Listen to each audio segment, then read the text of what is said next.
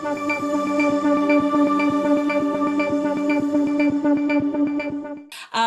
very, very warm welcome to you all joining today's webinar as we pick up the very hot topic for this month during Rosacea Awareness Month. And we're taking a look at recognising and treating inflammatory skin conditions with Dermalux. So I'm really, really glad that you've joined us today because we're about to explore, it's not just another clinical topic, it's an opportunity now for us to transform how we approach some of the most common and the most challenging skin conditions that we see in practice.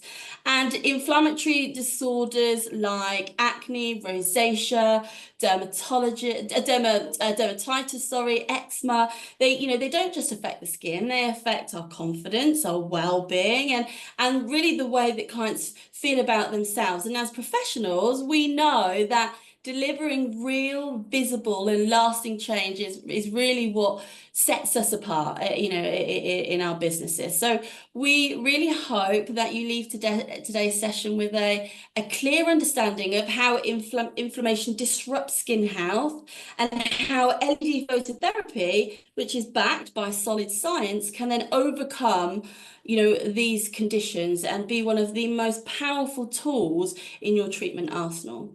So you'll see the evidence, you'll understand the mechanisms of how LED phototherapy works, and you'll learn how to apply it all quickly and practically and profitably, which is also really important. My name is Melissa Williams. I head up the Dermalux Academy, and I will introduce you to our guest speaker shortly. But firstly, let's have a quick look at what we've got in store today. So let me share with you the agenda. We will begin with the skin silent struggle, which is, a closer look at the hidden triggers and the impact of inflammation.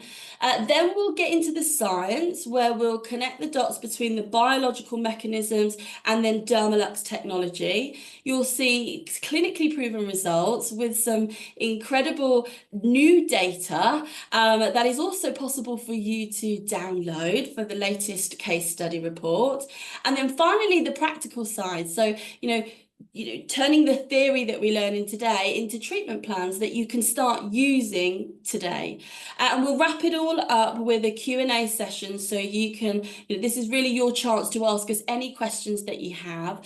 So without further ado, I'm going to introduce you to our guest speaker today. It is always my pleasure to introduce Dr. Ian Strawford. Dr. Strawford is the Clinical Director at Skin Excellence Clinics with a background as a GP, a cosmetic doctor.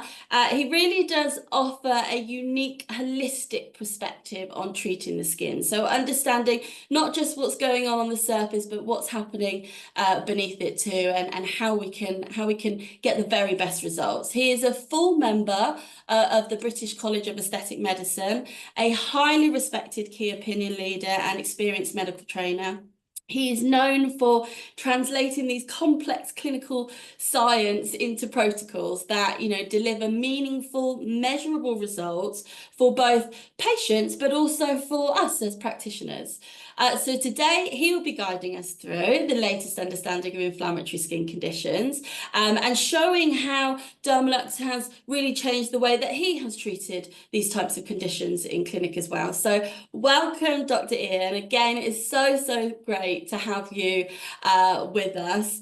And I'm sure everybody is desperate to hear from you. But just before I do pass that over, we'd love to hear from you. So those of you that are joining us today, you'll soon see on the screen a poll.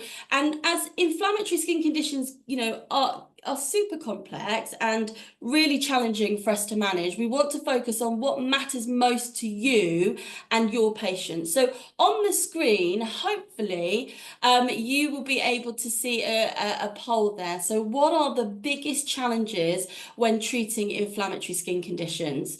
So my colleague Kaima, who is joining me, will will hopefully have that up there now. Dr. Ian, can you, oh, I can see it coming through now. So there we go, perfect. So let's take a look then. What are your biggest challenges when treating inflammatory skin conditions? If you can take a look at the options here, is it managing persistent redness and sensitivity? Is it controlling flare-ups and, inflammation effectively? Is it supporting, the skin's barrier repair and resilience? Is it enhancing overall treatment outcomes for long-term skin health? So let's take a few seconds to select your answers. Your responses will really help our discussion and ensure that we cover the areas that are most relevant to your practice. So looks like now we've had a great response. So thank you so much for that. The key focus that we can see here is managing persistent redness and sensitivity. And I'm really pleased that, that is what this session is all about. So we will make sure that we cover that and show how, the tools that are available for us to maintain, incredible results. So thank you so much for that. So without further ado, I will now pass you over to Dr. Ian Strawford. Thank you, Ian. Well, welcome everybody from wherever you are in the world. And yes, hopefully we'll be able to really show you the power of LED phototherapy in the next hour. But maybe for me, this is the sort of patients that we're dealing with. This is one of my patients, with quite significant inflammation in the skin. And increasingly in my clinic, certainly in the UK, we're dealing with more and more of these patients. So how common is this problem? So we know that worldwide, inflammatory skin condition is probably affecting 4.7 billion people worldwide. So this is not something unique to the UK. It's definitely something that we're going to see across the globe. And inflammatory skin conditions. What are we often dealing with? So let's just have a look at. Eczema is a common presentation in dermatology, in general practice. In our cosmetic clinics, we see eczema. Certainly in my clinic, we see a lot of inflammatory rosacea. Studies have shown in the UK, NICE, which is one of the big UK regulatory bodies, 6% of the population. I think that's an underestimation. I think in other countries like Germany and Sweden, the rates are higher. I think we know that certainly within my clinic, probably more than 30 to 40% of certainly female patients are presenting with symptoms of rosacea alongside their other concerns. And it is more a ratio of females and male is 2 to 1, to be honest. Acne, we can see a lot of acne certainly in our cosmetic clinics and in dermatology and general practice. And, at some point in our life, acne affects at least 15% of the population. So these are common disorders, these inflammatory skin conditions. And when we look at them, psoriasis is an inflammatory skin condition, rosacea, contact dermatitis, seborrheic dermatitis, and autoimmune diseases such as lupus. So let's look at some of the science that's happening around inflammatory diseases. So what's actually happening? So inflammation is the body's natural immune response to a threat. It's a process meant to protect and heal. But when it becomes chronic or dysregulated, it can lead to these skin disorders. So in psoriasis, we're often seeing red scaly patches. In eczema, there's inflammation with itching. With rosacea, there's chronic redness and visible blood vessels. So all of these are going to present in similar but dissimilar ways. So when we look at the science around this inflammation, so there's going to be a trigger, and that trigger, what does that look like? The trigger insult. Well, the trigger could be external, such as UV radiation, allergens, pathogens, trauma, or it could be internal triggers such as autoimmune reactions, stress, and hormonal imbalances. It can be immune cell activation. So we know that the keratinocytes that live within our skin can detect danger, and they release cytokines, chemical messengers like IL-1 and interleukin-6 and TNF-alpha. And these signals recruit immune cells such as neutrophils, macrophages, and T cells, as you can see in this complex diagram, to the site of the area. And that can result in vasodilation and increased vascular permeability, so leakage. The blood vessels dilate and become leaky, which is why we start to see redness, warmth, and even swelling within the skin. And plasma and immune cells from this leaky increased permeability flood into the tissue to try to neutralize the perceived threat. We also have involvement of reactive oxygen species and enzymes, and these activated cells will release the reactive oxygen species and proteolytic enzymes, which are out there to destroy invaders and the threat, but can also damage healthy tissue if that process becomes unregulated, and can lead to tissue damage or repair. So if the trigger is cleared, then inflammation resolves very quickly in our skin. But if it's unresolved or it's repetitive, then it becomes chronic inflammation, leading eventually to a skin barrier dysfunction. We can get activation of the melanocyte cells, creating pigmentation, hyperpigmentation. We can even get scarring and chronic changes to the collagen balance within the skin, especially if we get recurrent flare-ups, such as we get with acne and rosacea. So let's move on to the next slide. So let's specifically look at rosacea and the pathogenesis around rosacea. Now, there's been lots of hypotheses, but some of them are becoming more valid. And there is, an association with Helicobacter infections, H. pylori, which is a bug that lives into the gut. And treating this infection can lead to an improvement in rosacea, but often relapses occur. And so this is the sort of gut-skin link to things. There's a strong association with Demodex follicularum mites. Now, these are little mites that can live on our skin, and they often in rosacea will trigger a reaction in the skin. There'll be vascular endothelial growth factors that play into this role, and an important part of the process that leads to vasodilation and increased vascular permeability. So again, these Demodex mite can trigger these inflammatory pathways, quite common in rosacea. We'll come on to that later about how treatment can work there. Rosacea might be caused by other abnormalities in the skin's antimicrobial peptides, which are called the cathelicidins and the human defensins. And these are protein peptide molecules that are involved in inflammation. And studies have shown that cathelicidin LL37 processing in the skin is disturbed by these mites or within rosacea. And this really results in peptide fragments causing erythema, inflammation, and even telangiectasias. The other pathway, so we know that in rosacea there is an abnormal vascular response in the skin, and this can be associated with migraine, interestingly. And this is thought to be a possible dysfunction in the sympathetic nervous system regulation, which involves the alpha receptors, which cause vasoconstriction within the skin, and beta receptors that cause vasodilation. And in rosacea, the system is abnormal, leading to the beta receptors being stimulated and vasodilation processing happening. So the skin vessels become leaky and serous fluid escapes into the skin, as we've talked about. And this is where we get localized inflammation and even spot formation as you're getting that excess fluid in the skin. So this is a very complex slide, just showing you how the pathways with the interleukins and the vascular endothelial factor all interact with each other, and the loss of T cell function. So effectively, it's a very complicated slide, but it's just showing it in a pictorial form. So let's move on to the next slide. Let's look at cells themselves. And every process in the human body is driven by cellular activity.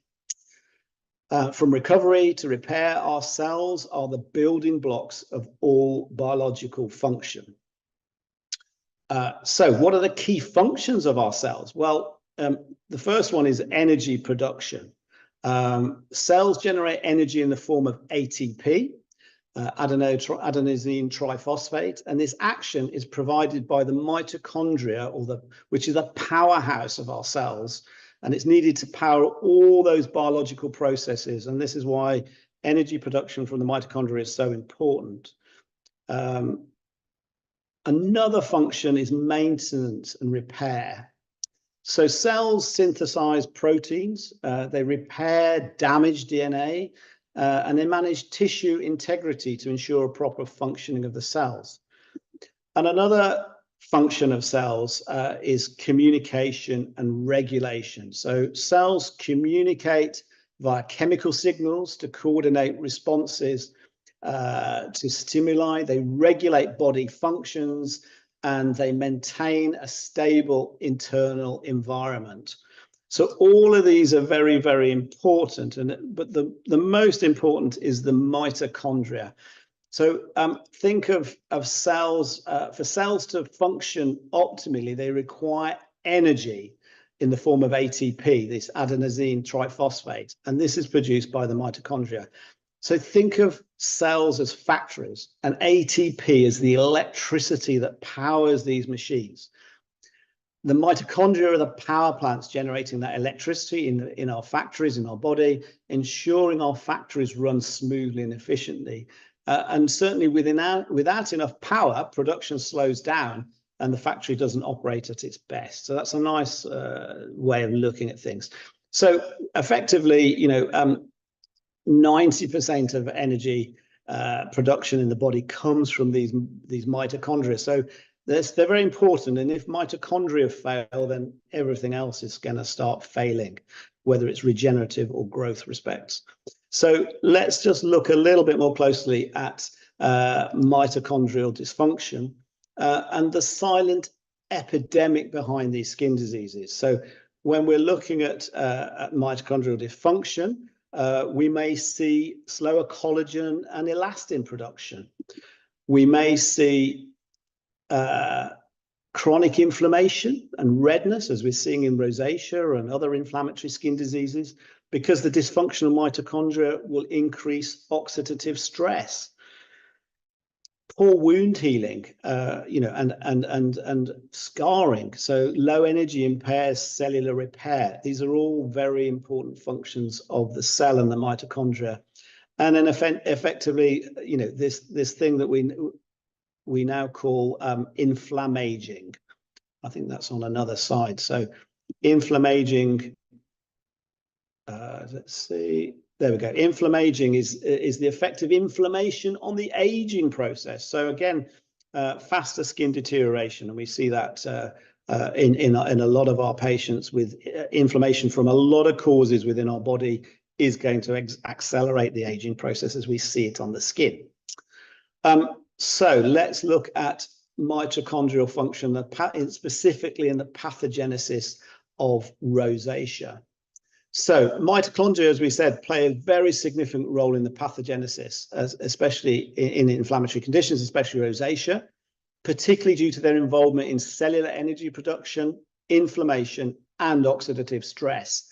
And while the exact cause of rosacea is not fully understood, research is suggesting that mitochondrial dysfunction may continue and the development in exacerbation. So let's look at oxidative stress and inflammation. So as we said, mitochondria are the primary sites for this oxidative stress. We see that their role in inflammation is really important, and dysfunction. Mitochondria will release signals that activate the inflammasomes, which will lead to vasodilation and leakage from the cells. We know that this inflammatory process continues. So there are these vascular changes, as we've talked about, that become much more dilated and reactive.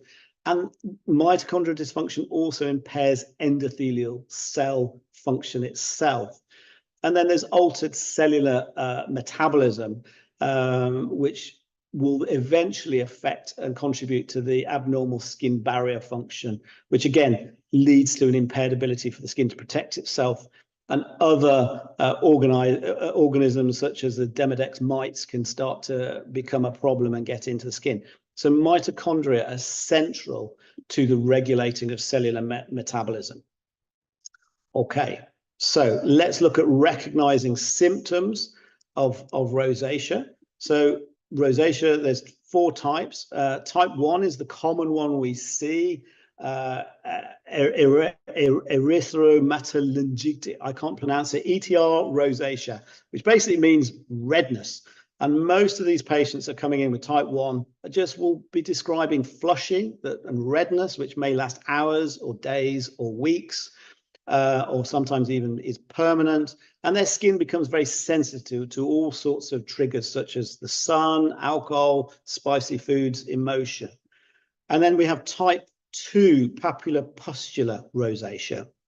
This is where we're seeing it more severe, and the common progression of the disease, where there are comedones, not comedones, but as you would get in acne, but spots that are more follicular or interfollicular, and they can become quite severe and nodular cystic. So the patients coming in with this level of skin disease are very, very traumatized. And then the type 3, the phytomatous rosacea, this is where we see these big rhinophyma noses. And this is a condition, paradoxically, is more common in men than women. But this is really a variant of very chronic rosacea, where the blood flow, increased blood flow into the skin leads to hypertrophic growth of the sebaceous sands. And we may see it either presenting as a rhinophyma, or we may be seeing the nodules and bumps of sebaceous hyperplasia. And then we have type 4, which is a particular variant of rosacea, which is ocular rosacea. And this occurs in about 50% of sufferers, which is quite common, even in the mild cases of rosacea. So it's always worth asking about eye-related symptoms, because it may be presenting as sort of just dry, irritable, gritty eyes, but they can become very severe, very red with chemosis, and it can even lead to chronic inflammation of the cornea, which can cause actually blindness. So it could become quite severe. Ocular rosacea is often misdiagnosed, as it was in my own personal case, and often diagnosed by opticians or GPs as just dry eyes or meibomian gland dysfunction. So certainly think of rosacea when we're dealing with eye symptoms. Okay, moving on. What are the treatment options? So we can have a whole range of medications and topicals, such as antibiotics. Classic ones for antibiotics are doxycycline or limecycline or topical metronidazole, and they tend to work mostly in type 2 rosacea. Azelaic acid is a topical, again, can work in type 2 rosacea. Ivermectin is either systemically or topically works specifically against Demodex mites, can be very effective in type 4, the ocular rosacea, but it can also be very effective. I've used it in those patients with type 1 flushing or even type 2 rosacea, especially when it's combined with LED phototherapy or IPL laser. And then you've got things like brimonidine, which is Movazzo gel. It was produced by the pharmaceutical company to help with type 1, specifically the flushing. It's an alpha-2 adrenergic receptor agonist. So it works against it causes vasoconstriction, but it often, patients describe it working for a short period of time, and then it becomes less and less effective. Syncrose gel is a new one, which works through different pathways. I won't go into detail about that. Beta blockers, antidepressants like mirtazapine and clonidine, all can have an effect, especially in type 1 rosacea, but they often cause side effects of these drugs. So then we look at the other treatments options we have. We can use chemical peels, which can be quite effective, especially if we're using chemical peels in combination with LED phototherapy. Lasers have been used for a very long time, specifically IPL laser, and then we have LED phototherapy, which we're going to talk about in much more detail. So restoring cellular energy, how are we going to do this with light? So if cells are like the mitochondria absorb light primarily through the chromophores, and these are molecules within the cell that can absorb specific wavelengths of light. So they improve cellular activity, cellular energy, and LED phototherapy is non-invasive and pain-free. So let's look at the specific wavelengths of light that we use. So we're using red light, which boosts at 633 nanometers. It boosts ATP production that we've been talking about. It optimizes by reducing the reactive oxygen species, by optimizing the electron transport mechanism, and it has anti-inflammatory effects by reducing some of the cytokines, as we've talked about. So red light is definitely one of the wavelengths of light that we're going to be using, but often in an inflammatory skin disease, we're starting off using near infrared light, which is at 830 nanometers and targets deeper inflammation. So it's reaching a much deeper level within the skin. And it also supports tissue repair, so it enhances healing, very good in wound healing, and it supports collagen production and reduces inflammation.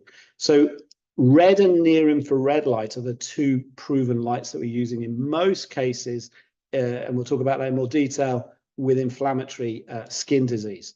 So we've got clinically proven results. Now, there is a paper that I was involved in producing, these are my cases, which shows the efficacy of LED phototherapy in rosacea. And this is the first ever review or case review that we're aware of, showing specifically the benefits of LED phototherapy in treating inflammatory skin conditions. This is something that was presented at the prestigious IMCAS meeting back in January this year. And it's something, this paper is going to be published in near future. But what we found was that the secondary benefit of improving patients' skin was a significant improvement in self-confidence and mood. So let's just have a little look at some of those cases. So the first case, it's coming up here, is a patient of mine. She's 36, she's a gardener. She presented with a mixed bag of a history of rosacea and psoriasis, and the psoriasis was predominantly her frontal scalp. But her most distressing feature was the inflammation and the pigmentation, secondary pigmentation that she was getting across her cheeks. So as you can see, she had a simple course of 6 treatments, 20 minutes using the red light and near infrared light at moderate settings. So this is actually an inflammatory skin setting. And we can see quite nicely after those 6 sessions that there's a significant reduction, not only in the inflammation as shown with our 3D camera system, but as she felt, the skin felt better and looked better because the pigmentation also improved. And one of the side issues that we hadn't really looked at or we hadn't appreciated was she's young, she had a really good collagen production and a tightening of her skin up to 3 to 4 millimeters lifting of her skin. So this is having a rejuvenative effect as well as a healing effect, and something that really boosted her confidence and well-being. The second patient, inflammatory skin, more typical of our patients, older patient with long-term chronic rosacea and hyperpigmentation secondary to that, always had persistent redness, had tried many different treatments, topical, medical, and some of the treatments we had in the clinic with varying degrees of success, but nothing for long-term benefits. And again, 8 sessions, once a week, 20 minutes with on the redness protocol using near infrared and red light. Now, again, we saw some very nice changes to the quality of her skin with a significant, as you can see, significant reduction in both inflammation, and pigmentation. And a sort of clearing of the texture and tone of her skin. So these patients are sort of coming back really happy with how their skin is, and this really boosting their well-being and self-confidence. That previous patient, her main comment was, I no longer need to wear makeup to cover my skin all the time. Again, this patient was a mixed bag of acne, persistent acne, as well as rosacea. So a lot of her inflammation was in around the nose and the lips and the chin. So in this patient, we did 6 sessions, but added in blue light at 415 nanometers to have an effect on the microbes that are involved in acne. And again, we can see some nice changes to the improvement of the quality of the skin, both in terms of inflammation and a reduction in outbreaks of acne. These are all inflammatory skin conditions, and this is the patient we looked at the start. Long-term severe rosacea, textural changes to the quality of the skin secondary to the chronic inflammation. And again, using the simple redness protocol, red light and near infrared light, and we can see a significant reduction in her rosacea in terms of the inflammation and textural quality changes to the skin themselves.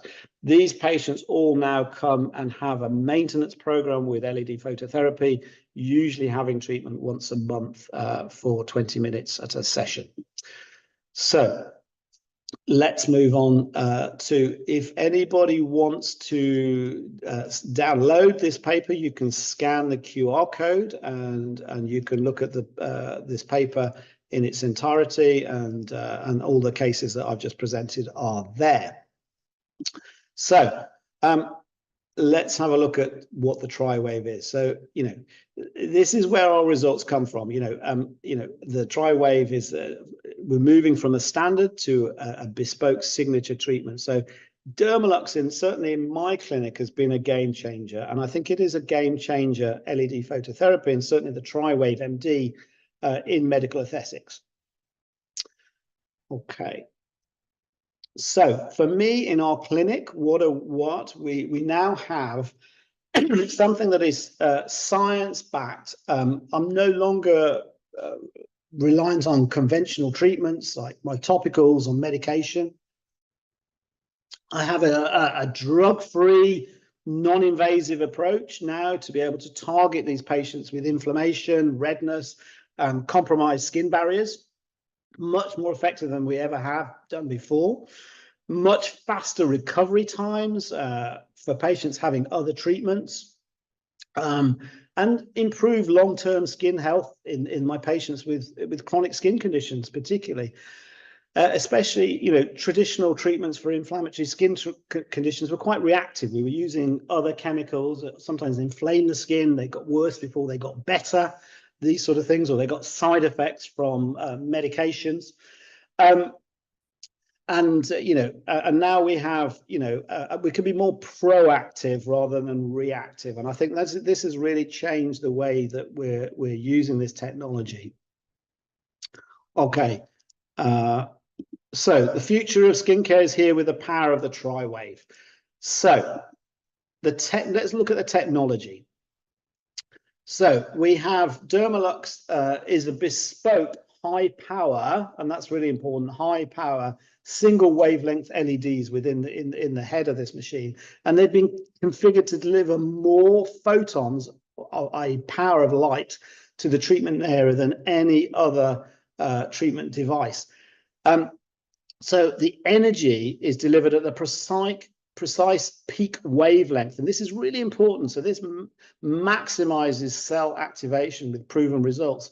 And these proven wavelengths have been refined over many, many years. So we have a plus or minus 2 nanometer peak of tolerance. So an incredible narrow waveband of energy that's proven to penetrate deep into the skin. And we have this multi-modality treatment option now. So with the only LED device with the ability to deliver all of those 3 wavelengths at the optimum power and intensity, whilst maintaining a really stable energy output. And this is what makes the TriWave MD is pretty unique. Okay, So we view it as Dermalux Triwave MD as not an add-on, but an amplifier. It amplifies all the other things that we're doing in the clinic. So we can serve a wider patient pool and treat a whole range of conditions for inflammation, for wound healing, as well as rejuvenation. So we've got a technology machine that is pretty much every single patient coming through our clinic could benefit from. And we've seen a really consistent growth of revenue in our clinic from using this machine. It's certainly there's very few times in the day where this machine is not being utilized in our clinic. And there's a very fast return on your investment if you use it widely and think of it as all of its clinical applications. You know, we have an enhanced reputation. We can achieve faster results. You know, we can treat more clients at a particular time. Some of our protocols are only 10-minute treatment sessions. And there are no consumables. This machine is very portable. It can be moved from room to room. So it's a very versatile piece of technology. So, you know, let's look at how maybe you could bring this in. So if you're going to get yourself a Dermalux machine, I'd encourage you to look at Dermalux for your clinics. We now have the Dermalux Academy. And this is the way to educate yourself and your staff in the role of this machine, and the benefits of the machine. All of the previous webinars and sessions that we've done are recorded on the Academy. So there's lots of teaching, lots of on-demand modules, interactive sessions. There's a library of webinars and CPD courses. So this is where it offers you a way to enhance your knowledge and that of your team and stay at the forefront. Everything we're doing and how we're advancing things with the Dermalux and phototherapy will be on the Academy. So this is a great way of starting your journey with LED and with this system. Okay, and if you want to scan, you can register there. So Dermalux devices are designed for an easy installation. As I say, they're very easy to set up and very easy to get people trained on. The team provides comprehensive support to ensure that process happens and the ongoing resources needed to make the most of this technology in your clinics. Okay. So let's just quickly move on to the next slide, which is how we're using it in our clinic. Specifically, you've seen in some of my presentation some of the 3D clinical imaging that we use. This has become an integral part for us of our patients, because we can really look beneath the surface of the skin, map out their inflammation, photo damage and chronological aging, and we can map their treatment by regular 3D photography. So pretty much all of our treatment protocols in the clinic will involve use of the Triwave MD, 100% where we're diagnosing inflammatory skin diseases, which, as I say, is in a significant number of our patients coming through the clinic.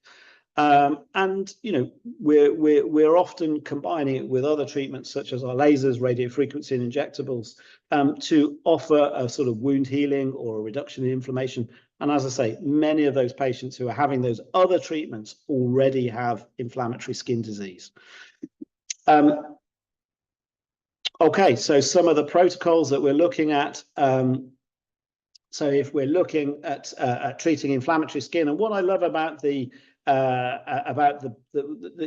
conditions we've talked about, as I said, we've been primarily talking about rosacea, but if we're talking about psoriasis, if we're talking about contact dermatitis or seborrheic dermatitis, then from the inflammatory point of view, we're going to be using combinations of red light and near infrared light. We tend to suggest starting in more severe cases of inflammation just with near infrared light, perhaps once or twice a week.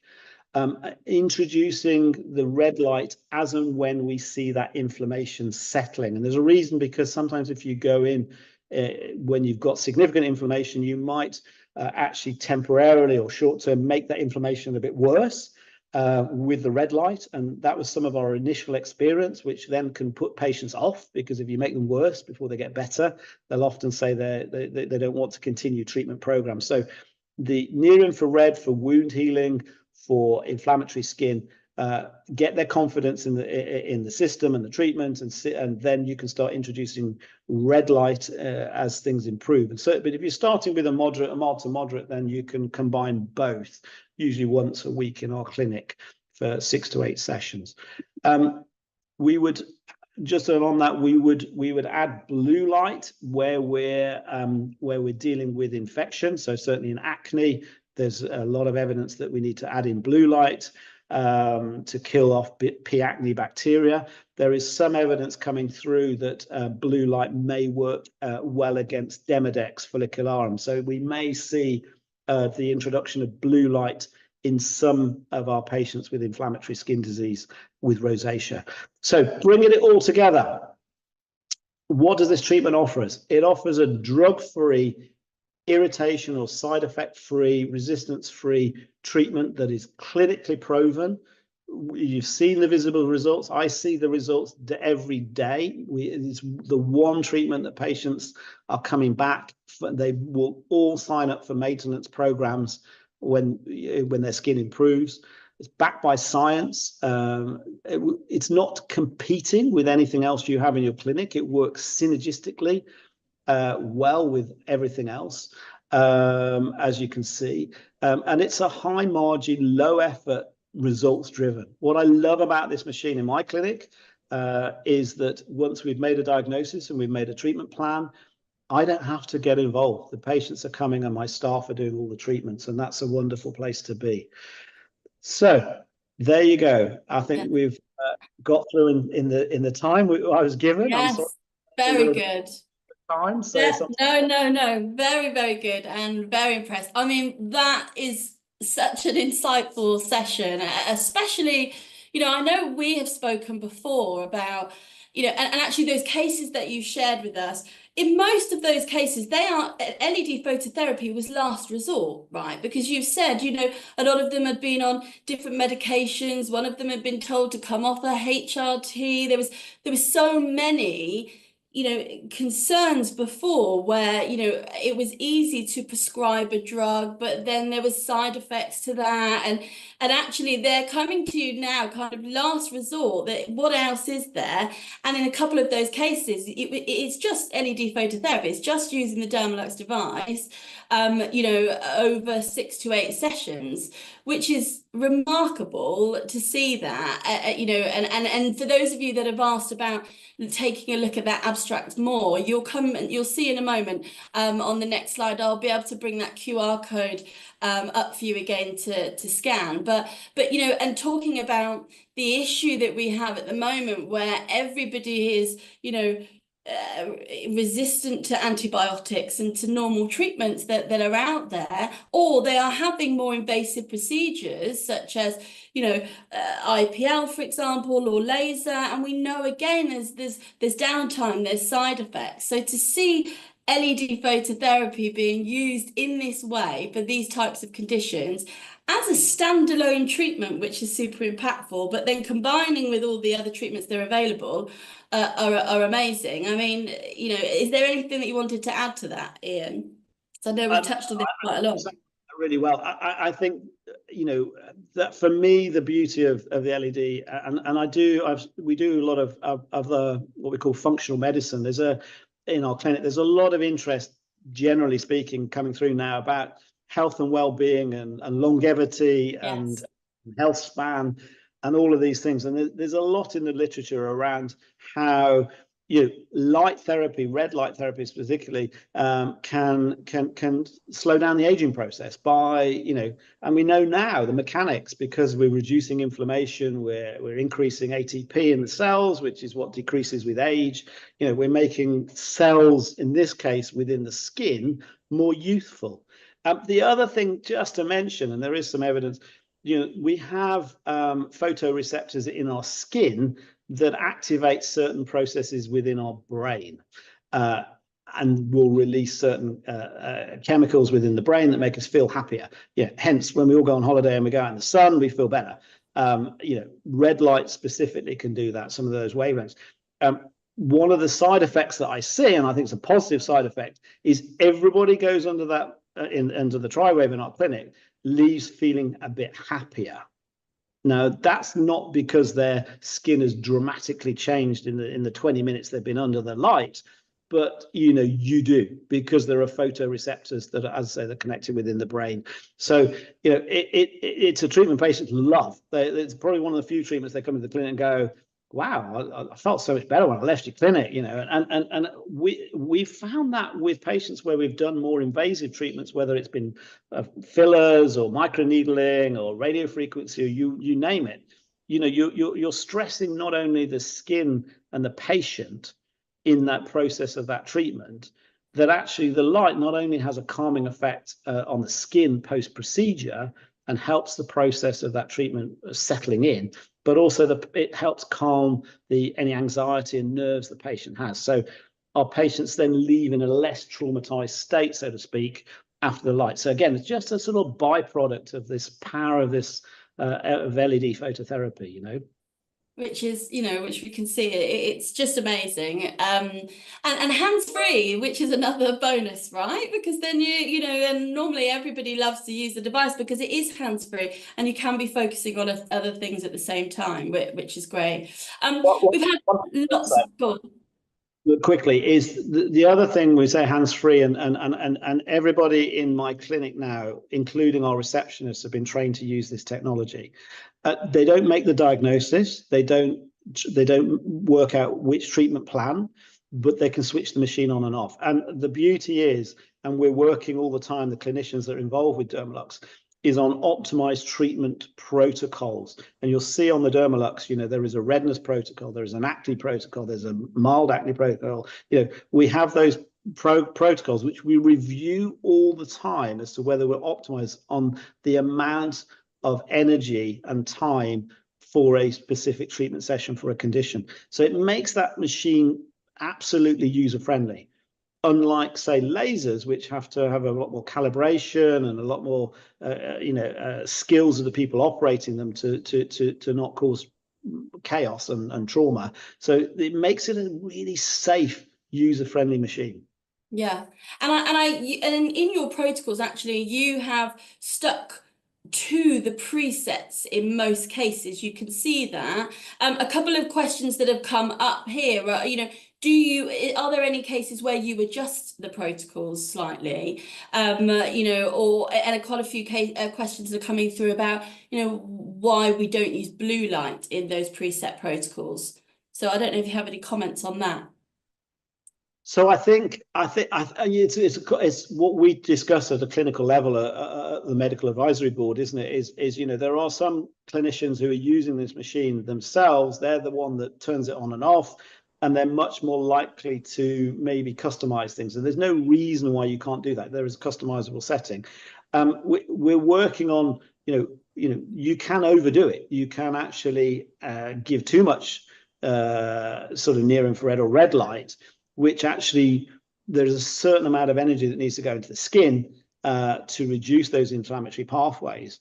But if you go past that point, you saturate things, then you can actually start to increase the inflammation back again. So you're losing the benefit. So I think the protocols that we've set are optimized, and I can't see particularly why you would necessarily want to customize them. Unless there's some extreme situations, and it might be because you're seeing something different or you're wanting something. And I think the second question about blue light, what we know that in certain higher Fitzpatrick types, blue light with inflammation will increase the risk of hyperpigmentation. Darker Fitzpatrick types. So high levels of blue light in that situation with that inflammation could cause a complication. However, if we know there are bacterial elements to it, and certainly within acne, we do need to use blue light. And sometimes we will just use blue light on its own when we're starting to treat some of the severe acne cases, and maybe just near infrared light to not risk hyperpigmentation. I think it's interesting we're discussing, because I think there is a role, certainly personally, in some of our patients whereby blue light has been shown possibly to have an effect on Demodex mites. So you know, it's a shame we've not got an ability to use the system to treat ocular rosacea, particularly because we're shielding the eye. We need safety data on the it doesn't cause any other effect, but it would certainly help, I'm sure. So that's sort of work in progress, and I think you may see blue light being advocated in rosacea. Yeah. Fantastic. Yeah, thank you for sharing that insight. And I think there's lots of studies that just keep coming out. It goes beyond what we talk about with skin, doesn't it? Which is why it's such an incredible time to be looking at LED phototherapy. And we know that for years and years and years, it has been proven to be safe and effective and you know, on many different indications. But what's really exciting is what's coming next. So, well, for me anyway, yeah, it's a very exciting time.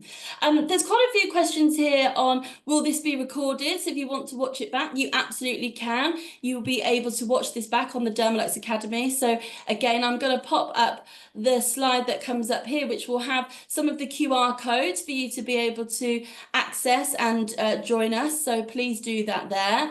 And then there's a couple of questions as well around, you know, the Flex MD model and versus the Triwave MD model. You know, what are the differences? And I mean, I can answer that from my side, and maybe you have some comments on that as well. You know, both the Triwave MD and the Flex MD have the unique, you know, Dermalux technology and all of the scientific materials that make it what it is. It is totally unmatched. So it has that. But the difference then is the delivery of energy, the irradiance of energy into the skin. And so when you're using a entry level power like the Flex MD, you will need to use that more. So your clients would need to commit to more treatments per week and then more treatments over a course. So so it's important to think about what is important for your clients. When do they want to see results? You know, when you look at a course of something like the Flex MD, a starting course could mean that your clients need to commit to around 8 hours, you know, in total in terms of that course. And that is versus 2.4 hours with the Triwave MD. So what we want to do is we want to make sure that it's consistent, and the difference is how many more times you would need to use the Flex MD versus the Triwave MD model. And of course, the Triwave MD model has all of the, you know, protocols, the preset and the customization element of it to make it super quick and easy for treatment turnaround and usability as well. So there's a couple of things to check. And I know, Dr. Ian, you've used both you know, low power and you've used high power devices. So I don't know what you would say in terms of, you know, when, you know, the comparisons between them.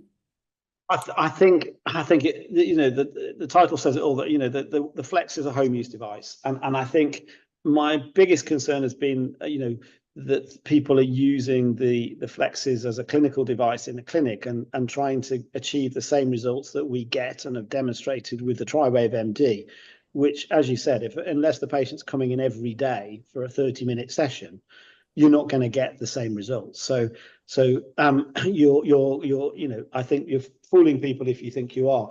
But where we use the Flex is that and patients come in and say, well, I've got an LED mask or whatever, and you know, we say it's not the same. It's just not the same. You're not delivering that power. There's no proof that it's actually even penetrating the skin. We try to encourage people to come and have the clinic-based system, and within that month or 6 weeks, get their skin under control, because that's important. Otherwise, they're just going to say, oh, I tried LED and it didn't make a lot of difference, and I never really got 100%. And so once you've got their skin under control, then the question is, are you able to come to the clinic once a month, say, for 20 minutes and have a session as a maintenance? Some of my patients do travel quite a long way, and so we have an issue then that's a big deal to come once a week and travel 2 hours each way. So those patients, we either sort of say, okay, have we got access, or have you got access to a Tri-Wave down the road from you? So, you know, some of those patients will go to a colleague or whatever in their own town or whatever and have the Tri-Wave. Or some of the patients will use the Flex, and we've set up a system in our clinic where we can rent the Flex out for a month, and they can take it home and they can use it at home, and we'll set a protocol up and say you need to use it X, Y, or Z sessions per week on a regular basis. And then if it, you know, if they find they are able to maintain that, then it might be worth them investing their own money and buying themselves a Flex. And then you know, one of the patients I showed you of those cases, actually she went and bought herself a Flex, and this was last year, and used it a bit, but then didn't use it enough. And then she's come back to the clinic, and she hadn't been and had a Tri-Wave for 6 months, and her skin has really relapsed.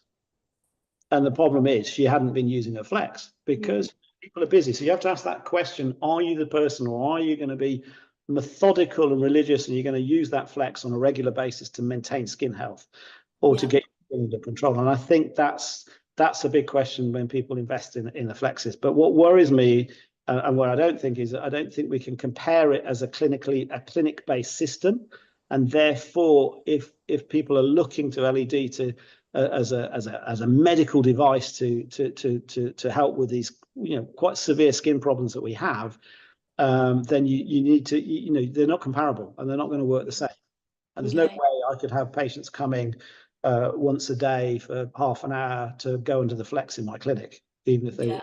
There's not the space or the time. So the bigger machine that gives us that ability, and even some of the protocols, and we're working on protocols now for inflammatory skin, that actually 3 or 4 minutes under the Tri-Wave may be enough. So, you know, actually maybe need 20 minutes protocols. Yeah, no, I mean, that's really interesting. So I appreciate your views on that, and thank you for sharing that. There's so many questions. I feel like we always get to this stage where we haven't been able to answer them all.